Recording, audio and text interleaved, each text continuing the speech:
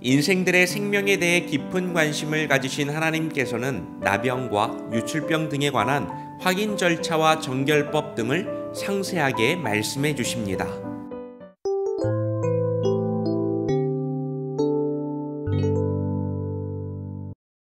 하나님께서는 나병에 걸렸던 환자의 병이 완치된 경우 그것을 제사장에게 판단하게 하셨습니다.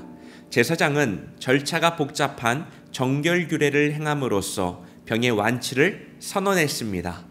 정결규례를 통해서 병이 완치되었음을 사람들에게 공식적으로 알리고 그를 받아줄 수 있도록 차근차근 절차를 밟는 것이었습니다. 또한 하나님께서는 성에 관해 발생하는 여러 가지 부정과 정결법에 대한 이야기도 주십니다. 성은 하나님께서 생명을 위해 인간에게 주신 아름다운 선물입니다. 하나님께서 약속하신 생육과 번성의 복은 그리고 가정의 평화와 안전은 건강한 성문화를 통해서만 이루어질 수 있습니다. 그래서 하나님께서는 성이 쾌락도모의 수단으로만 무분별하게 사용되는 것을 미리 방지하려는 것이었습니다. 하나님께서는 우리들의 삶에 무엇이 필요한지를 너무나 잘 아시는 분입니다. 하나님은 이스라엘 백성들이 제사장 나라 거룩한 백성들로 구별되기 위하여 여러 가지 규례들을 지정하시고 지키라고 명령하십니다.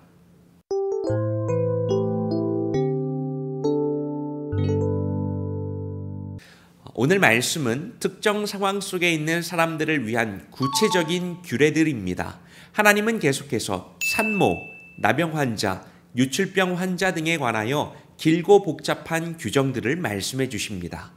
우리가 이 말씀을 볼 때에 우리는 아무런 감흥을 느끼지 못하고 지루하고 딱딱한 내용들의 나열로만 여겨지게 될지 모릅니다.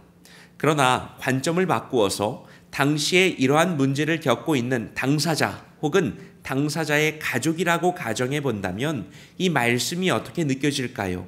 이 규정들은 당시 공동체 안에서 문제가 있던 사람들이 유일하게 회복될 수 있는 말 그대로 복음이었습니다. 복잡한 규정들을 글자로만 읽지 마시고 한 영혼을 향한 하나님의 마음으로 읽어내려가면 어떨까요? 여러분, 하나님은요, 무수한 사람들 중에서 한 영혼을 선택하시고 그들의 상처와 아픔을 주목하시는 분입니다. 하나님은 수많은 사람들 중에서 나를 바라보시고 내 필요에 집중하시는 분입니다. 다른 사람들은 이해할 수 없어서 그냥 지루하고 딱딱하게 넘어가는 것일지라도 하나님은 그것을 주목하여 바라보고 계십니다. 그 하나님은 나를 향하여서도 회복의 말씀을 주십니다. 우리도 그 하나님께 집중해보면 어떨까요? 주님을 바라보며 오늘도 승리하시길 바랍니다. 아픔 속에 있는 한 사람 한 사람을 살피시는 하나님, 오늘 나의 삶의 어려움과 문제에도 응답하여 주옵소서.